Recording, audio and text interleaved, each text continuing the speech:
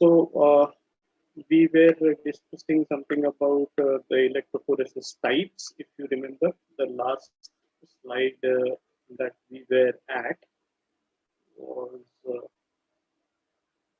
this one. So we actually give you just an overview of what we were doing in the last class, and just to make it comfortable for you to get back to the things that we were doing in the last class. We talked about that something about moving boundary electrophoresis, and we compared that the drawbacks of how the drawbacks of moving boundary electrophoresis are taken over when we are talking about the zone electrophoresis system. And in zone electrophoresis, the difference that is there is an incorporation of a stabilizing medium, be it paper or gel. Most of the times nowadays, paper electrophoresis has been phased out. Most of the people have shifted onto gel electrophoresis. But as per your concern, we are going to discuss something more about paper electrophoresis also. So when it was understood that during moving boundary electrophoresis, you cannot get complete separation of your sample components, only the fastest moving as well as the most retarded molecule can be separated fairly to get to its purity level. However, after separation, the isolation of those molecules which are already purified by using moving boundary electrophoresis was a cumbersome job. And essentially because of the diffusion abilities, because there was nothing that can stabilize the separated components, there was a need, essential need that by some or the other way, one can stabilize the separation. And once the separation is done, then you should be able to isolate the separated components from each other. So that's considering that as an important aspect. Incorporation of a stabilizing media was proposed as a remedy for this problem that was faced during moving boundary electrophoresis. And there are two important things what are taken care of during zone electrophoresis. And that is one, it minimizes the convection currents that are generated due to heating up of the medium in which you carry out electrophoresis. As a result of increase in voltage and temperature, there is evaporation of buffer, and that leads to other complications that we have already talked about. But apart from that, when there is increase in the temperature of a solution, the solvent, especially here, obviously it will be an aqueous medium, so the solvent will be essentially water.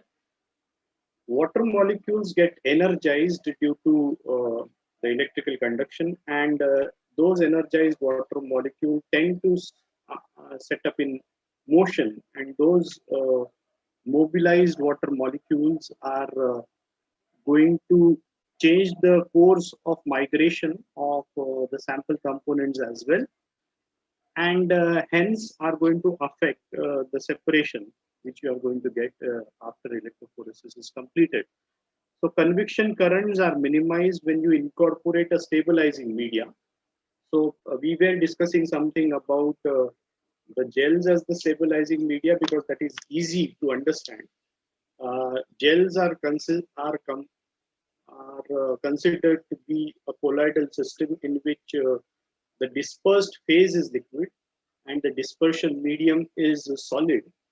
So in gels, essentially what happens is that the aqueous, what you can say, the aqueous phase is held in the solid medium, and the solute components which we are going to talk about right now, they will be mostly say proteins or bigger biomolecules. they will be suspended in this aqueous media, which will be held in the solid uh, dispersion, sorry, dispersion medium.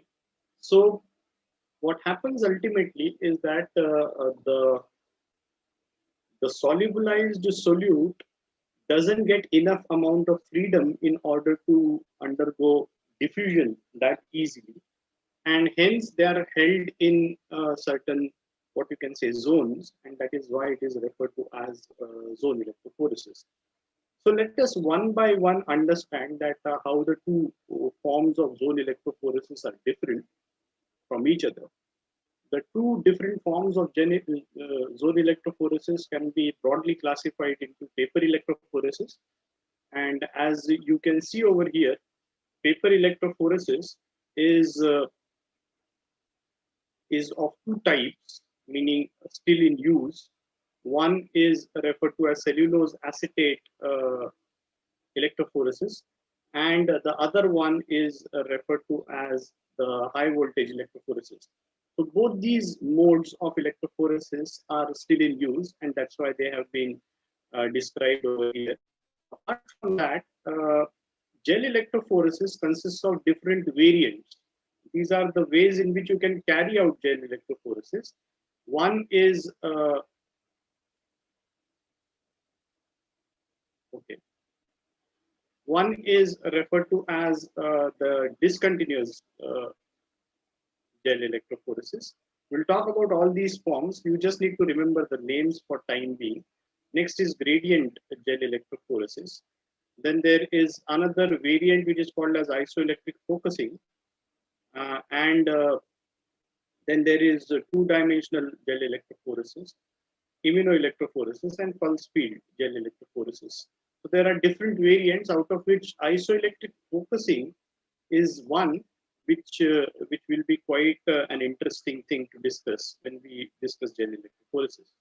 But before to understand why people actually migrated from paper electrophoresis to gel electrophoresis, one needs to understand that what are the important features associated with paper electrophoresis and how we can correlate the two, the paper electrophoresis with gel electrophoresis, and what made gel electrophoresis to phase out the paper electrophoresis, what you can say, procedure. So, in general, paper electrophoresis, the apparatus of paper electrophoresis looks like this.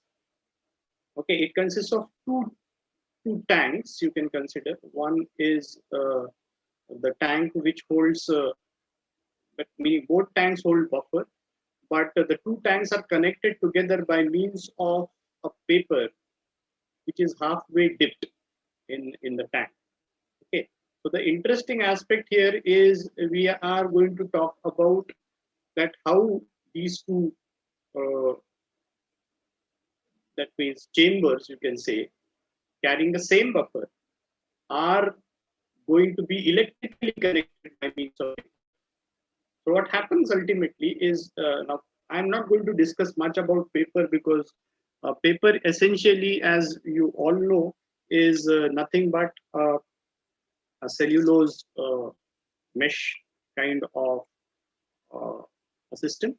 So if I want to draw paper for you, just imagine that it looks somewhat like this, and there is a meshwork of cellulose fibers which are going to be held somewhat like this, and that is what is going to make paper for you. So essentially, paper is not going to be like gel, it will be slightly different. So the molecules actually, that means the macromolecules that we are going to talk about, cannot actually pass through the paper. Okay. So how do they migrate? They migrate over the paper because the buffer is going to be layered over the paper. So if this is the surface of the paper, over this surface there is a layer of, sorry, there is a layer of buffer that is created by capillary action of paper. And now when you dip these two ends of paper into the buffer chamber, like you can see over here, as we know that the paper tends to absorb water, that means the buffer will also be absorbed and it will migrate over the paper. That is what is the essence of paper electrophoresis. So how is it different from gel? In gel, the molecules migrate through the gel. However, in paper electrophoresis, the molecules are made to migrate over the paper. However, while they are migrating, because paper has an absorption power for water as well as for anything that is hydrophilic, this system is slightly going to be what you can say absorbing for all hydrophilic components. Now we know that anything that will be soluble in water will be having hydrophilicity, so it will be absorbing to paper to a different extent depending upon the hydrophilic nature of the compound.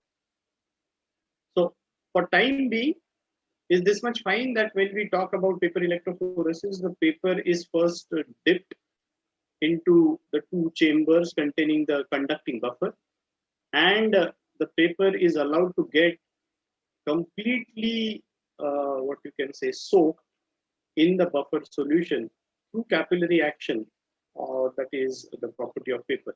So unless it is completely wet, you cannot carry out electrophoresis.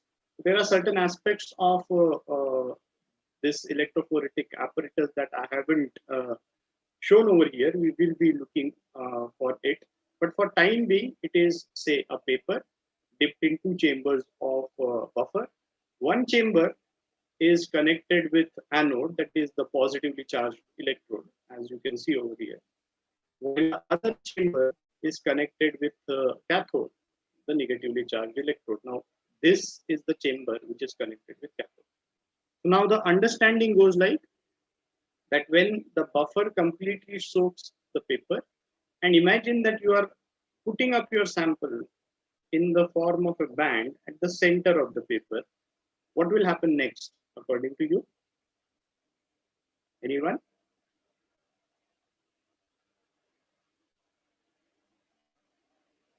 Yes?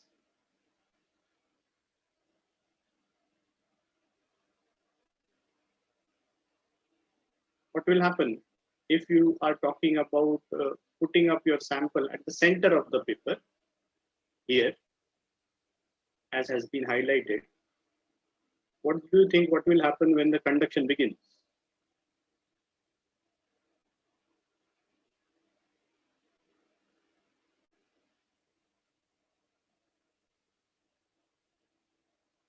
Yes?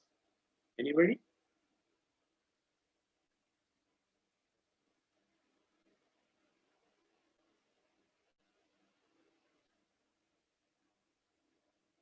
No idea?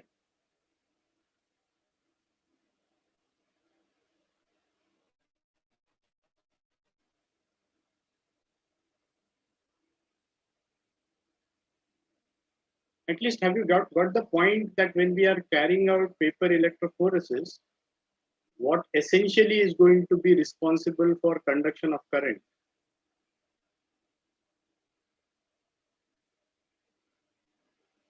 Is this much understood?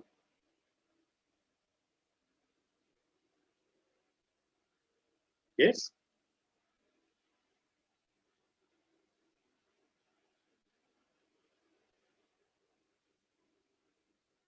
Okay, let us consider now this, that when we turn on the current, depending upon the buffer pH, those sample molecules which have gained negative charge will tend to migrate towards anode, right? They will migrate in this direction towards anode, while those molecules which have gained positive charge will tend to migrate towards cathode, right? So now the separation essentially will be based upon the charge of the molecule, but while they are migrating, what is going to happen here is that the the buffer ions, because they are going to carry the maximum amount of current, apart from making the movement of the sample molecules, buffer ions will be responsible for conduction, and hence the sample ions, molecules which have gained the charge due to the pH of the buffer are going to migrate. Say they have gained negative charge, so they will be migrating in this in this direction. That means towards the anode. While they are migrating, what they are going to face is the separation here will not only be on the charge of the molecule, but will also be based upon its ability of interaction with the paper as well.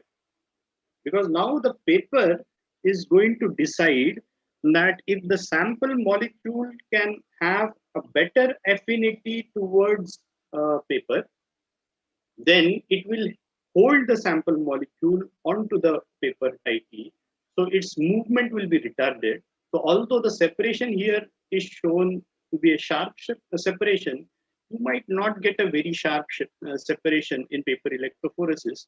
You might get some kind of a tailing here.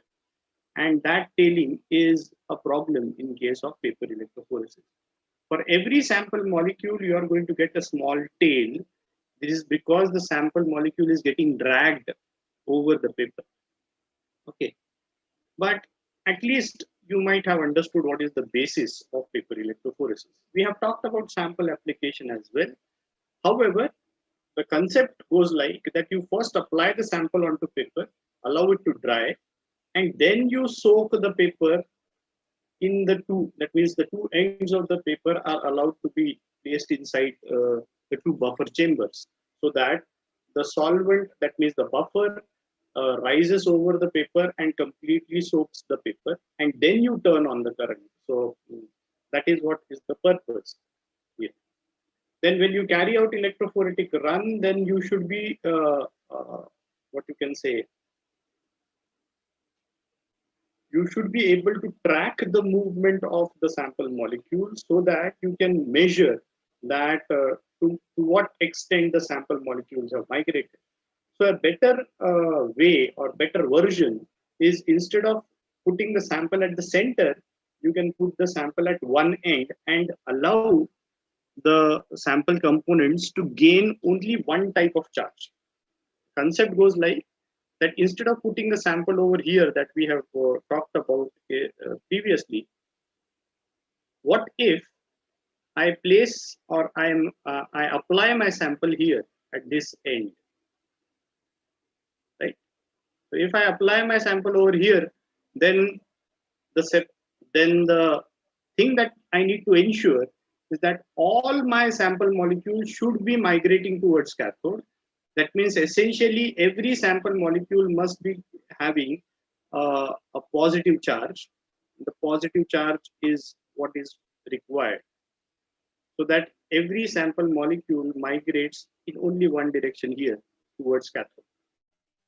So now if I want that every sample molecule should gain a positive charge, I should change the pH of the buffer essentially to a situation that the sample molecule gains a positive charge. So what I should do to the buffer, according to you, so that every sample molecule gains a positive charge, I should essentially drop the pH of the buffer. So the pH of the buffer should be essentially low, so that every sample molecule should be positively charged and migrate towards cathode.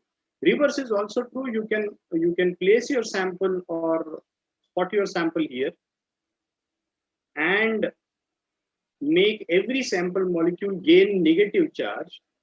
So the pH of the buffer should be, in this case, the pH of the buffer should be higher, so that every sample molecule gains a negative charge. That is obviously dependent upon the pH of the buffer and the samples that you want to separate. So if you can manage that, then this can play a good, what you can say, it can work for you better. Now, you may ask me why so, because ultimately by some or the other way, you should be able to track the movement. Imagine that now you have placed your sample here at the center. You will have to have two tracking media by the way of which you can track the movement of the maximum movement of your sample should not go beyond this in this area and beyond this in this area, right? That means towards cathode up to this limit and towards anode up to this limit. If, however, imagine another situation that you have spotted your sample here, then one of your problem is already solved in the sense that you need to track only one way. You need to just track the movement till this end. That's it. And that can be done by incorporation of some kind of a dye which is negatively charged and is so small that it migrates with all your samples and it migrates fastest compared to all your samples. So that is how it is done. This is more efficiently done in case of uh, gel electrophoresis, but even in case of paper, you can incorporate that. And final step now, as we have talked about all these steps now, we have talked about the apparatus, how it looks like. We have talked about how sample application can be done. Electrophoretic run is obviously dependent upon sample application and the pH of the buffer. We have already talked about that. And final is the detection and quantitative assay. This is a complicated step, but before we go into that, let us talk about that which are the two ways or modes in which paper electrophoresis is usually carried out. We have talked about the horizontal way. The paper is sitting over here. There are certain considerations that you need to pay attention to here now. One is that the two buffer chambers are essentially bifurcated into two halves by means of uh,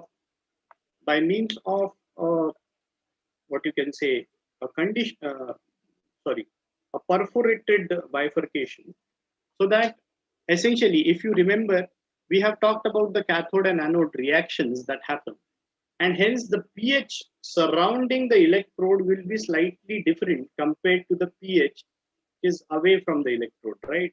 So if you have a bifurcation here, then you ensure this, that the pH near paper is essentially the pH of the buffer that you have kept for conduction.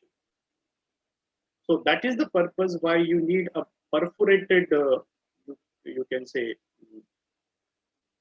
uh, perforated system in between the two portions of the same buffer tank.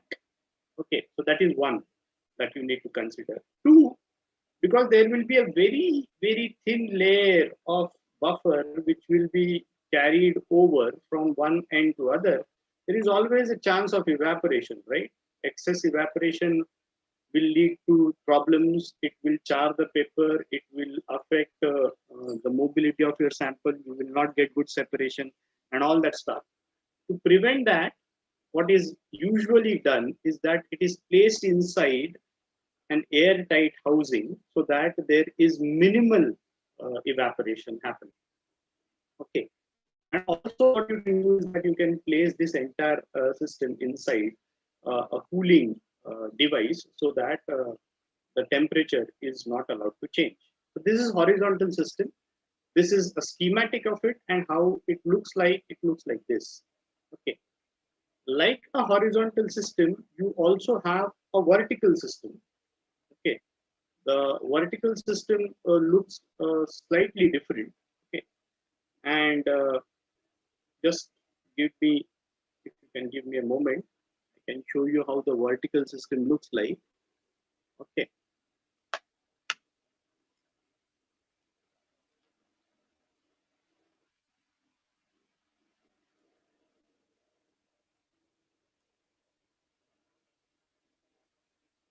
Just a moment, I will be back. Will show you how the vertical system looks like. Okay.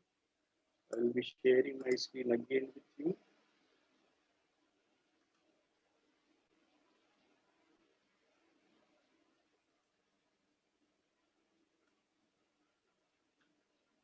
Okay. I hope my screen is visible.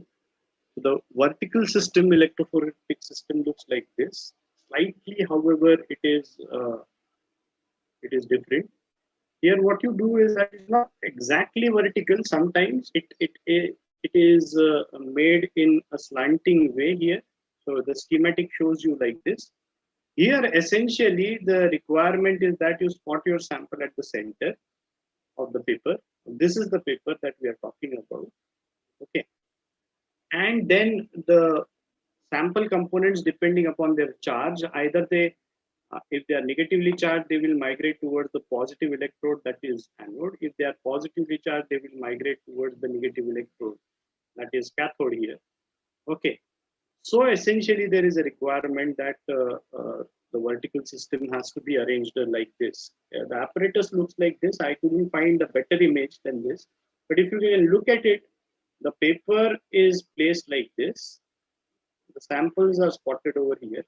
On both sides, the samples can migrate, and this is the buffer chamber, how it looks like. Okay. Otherwise, the system is very similar. It has an airtight housing inside which you carry out electrophoresis, and the only requirement is that you need to spot your sample at the center of the paper. Okay. So that is about vertical gel electrophoresis system. Now let us, when you know this, that these are the two ways in which you can carry out electrophoresis. One thing I would like to ask you, what you will prefer, what type of electrophoresis system you will prefer, and why? Vertical or horizontal, according to you? Yes?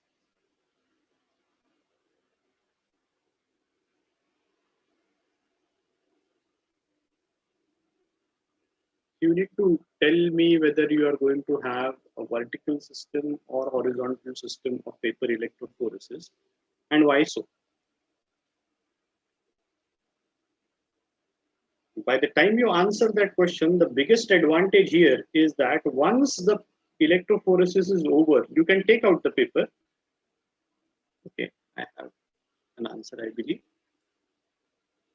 Okay, Janki says horizontal. Uh, why, Janki? You need to have a reason for that as well.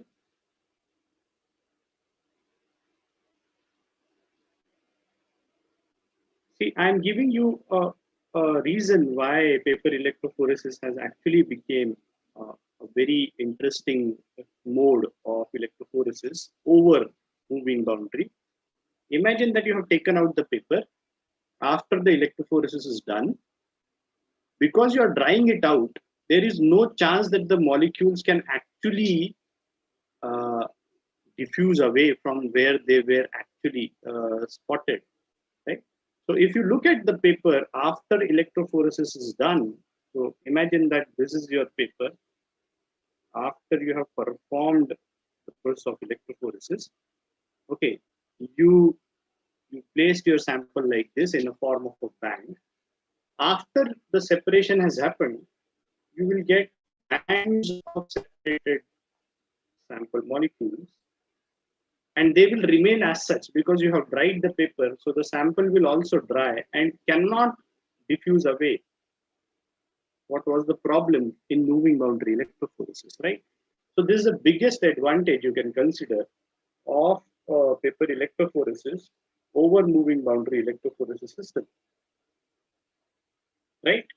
There is one more interesting facet over here, and that is that instead of putting a single sample, applying a sample something like a single streak, what if you apply the sample in the form of, say, imagine if I just rub this out, imagine that if you spot your sample, will it not be an easy job just to spot your sample? One more sample here and another sample here, right? So depending upon the presence of the components, you will get spots separated somewhat like this. One spot here, another spot here, another spot here. So in the same paper, can you not put up more than one samples somewhere? One sample here, another sample here, another sample here. Imagine. So you can put more than one samples on a single paper, right? And you will get, after the separation is done, you will get individual spots. I believe that by the time I was explaining it to you, okay, Janki has got the point. So interestingly, this becomes a very diverse technique for separation of the sample components. And after separation, there is very minimal chance that they will get mixed up together. Okay, so this is one part. Second part, however, many of the times it happens that the sample components are not of different colors, right? So say suppose this is your paper after you have done the separation, and in order to mark the movement of the sample over paper, what you have done is that you have mixed up your sample with some kind of a dye, okay, so that you can track the mobility and you stop when the dye reaches here. Okay, now what has happened is that your sample components might have got separated in the form of different spots. As you can see, say one spot here, another spot here, and so on and so forth. One more spot here, one more spot here, correct? But you need to find out where are your sample components. So most important part becomes now the detection.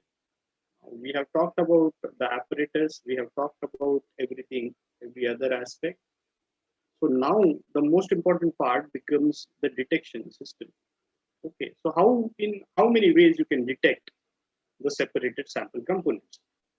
That's the next thing that you need to address. The first way is you can either go for spectrometric detection. Like for example, we know that the proteins tend to give you absorption at 280 nanometers. So what if I do put up the entire paper under a scanner, which can scan for presence of absorption at 280 nanometer? Is it possible? Can I do it? Just imagine this, that I have a paper with me, which I have got after separation. Say, okay, sorry. So say imagine this is my, okay, imagine this is my paper which I have got after separation. Okay, and now I need to find out, scan throughout using a detection system. Can I do this according to you?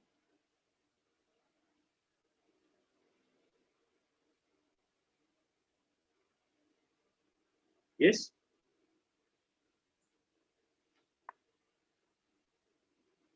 So maybe you can see the paper somewhat like this, and then there is a detector placed over here, and okay, some answer I have got.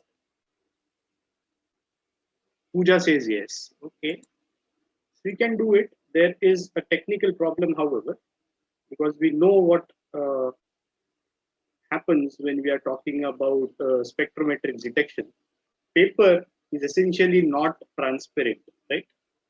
So the detection is slightly difficult. However, it can be done with a bit of modifications, in the sense that you are going to use UV light radiation, and the transmittance is measured through the paper, and before that the paper is uh, treated with certain chemicals so that it becomes slightly translucent, and then you can perform the process. However, it's a difficult task to do. Other way around, what can be done, the second way, is you can go for fluorimetric analysis, fluorescence detection. Fluorescence detection is actually based upon a different strategy altogether, because see, What you need to see here in fluorescence is the light that comes out from your sample, right? So if this is your paper, and say your sample have migrated up to these positions, you need to give an UV irradiation. So a UV source will be here, and you need to have a detector on the same direction placed at an angle so that it can detect. You can even just put it under UV light and take a picture of, instead of having a detector, you can just take a picture of it so that you can find out, okay, because we know that proteins can be either, we can consider inherent fluorescence of protein. If we consider inherent fluorescence, then we need a detector, because inherent fluorescence of protein is not going to give you visible light. Or otherwise, what you can do is that you can stain the protein by means of certain dyes. One of the dyes that is used, so it modifies the protein. One of the dyes that is used is called as fluorescein. What it does is that it just stains the protein, and wherever you have protein spots, that will appear to be green fluorescent. So that can be very easily done. So that is another way. Third way of it is using certain coloring dyes. Okay, one of the coloring dye that is very commonly used for protein coloring is, I hope that you have heard about it. It's called as Kumasi, brilliant blue. Okay, this is very commonly used protein dye, and it stains the protein dark blue. But the problem is that it is going to stain the paper also blue. So what is done is that after staining, you need to perform a process of what is called as destaining, which will remove excess of stain from paper, but wherever there are protein spots, they will still remain blue in color. That is one more way. Interesting aspect of using electrophoretic separation, you can actually apply a process of enzymatic reaction to detect the position of your enzyme of interest. If the proteins that you are dealing with are some kind of enzymes, then you can work up a coloring enzymatic reaction, and you can find out. Now, how we'll do it? Just imagine. Okay. Just imagine that this is your. Okay, sorry. So we'll draw the paper again. So this is your paper, original paper on which you have carried out separation. So you have got your sample molecules segregated, out of which you are interested in one enzyme only. You are not interested in other enzyme positions. So what you will do is that exactly of the same size, you take another paper. Okay, and it is dipped in uh, the substrate which is for the target enzyme. The substrate solution you prepare, and you mix it up with some kind of a coloring reagent, which is going to give color, which is going to give you color only when substrate gets transferred into product. Okay, interesting. So now what you do is that you place this paper in close contact with the substrate impregnated paper, and you place it in very minimal amount of buffer, and you incubate it for some point of time. Wherever is the enzyme, the interesting aspect is here. Okay, now it consists of the substrate, this paper. So wherever is your enzyme located, only that area appears to gain the color due to enzyme activity. So you know that, okay, in this area, my original paper has the enzyme of interest. So the most important aspect now comes into play, that you can just cut out this area of the paper, and you can purify your enzyme of interest out from that paper. Interesting. So that can be also done by using paper electrophoresis detection method. So this is another way in which you can actually carry out detection when you are performing paper electrophoresis. There are a few more things which are possible when you are going for detection process. And that is when you are detecting, apart from detection, you can also go for what is quantification. You can find out what is the concentration of the, the protein spot. Okay.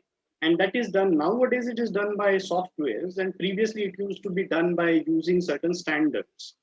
So now as we know that we use BSA as a standard, what if I put a BSA at a peculiar concentration only? So I know how dark the spot of BSA will appear. Compared to that, how much is the what you can say density of color of the spots of proteins that have got separated. Nowadays, softwares do it for you. So they compare the density of the spot of a standard and compare it with the density of the spot that has appeared after separation and after the detection method, whatever detection method you have used. Most commonly, what you go for is you go for staining of the protein by means of certain staining dyes. And all the protein, that means the standard protein which you have added, and the protein which is getting separated after the electrophoresis is done.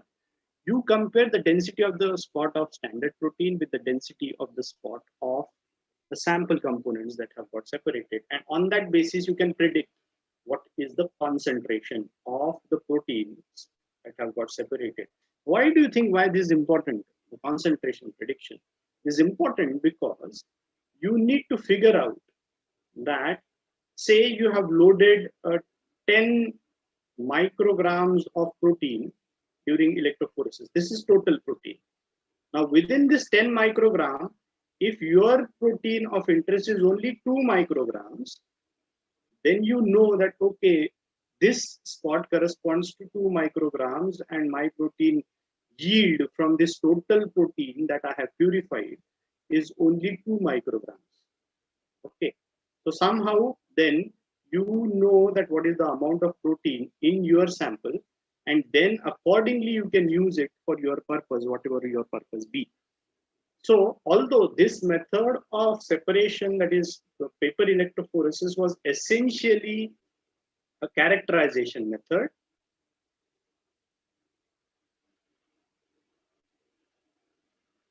although it is essentially a characterization method, it was also used to certain extent for purification.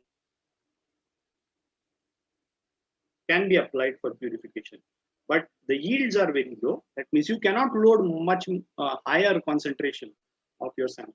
Say you have purified instead of 10 microgram, you have purified 10 mg of protein. You may not be able to load this complete amount here. The reason is simple, because that will give you a very big spot, and then separation would be of no use. So all this is possible when you are performing paper electrophoresis. However, nowadays there is a better version that we have already talked about, and that is gel electrophoresis. So nowadays, most of the people rely on gel electrophoresis for separation. So that is all for today. I believe that I was able to convey to you what is the importance of paper electrophoresis and how it is used in different ways. So in case you have any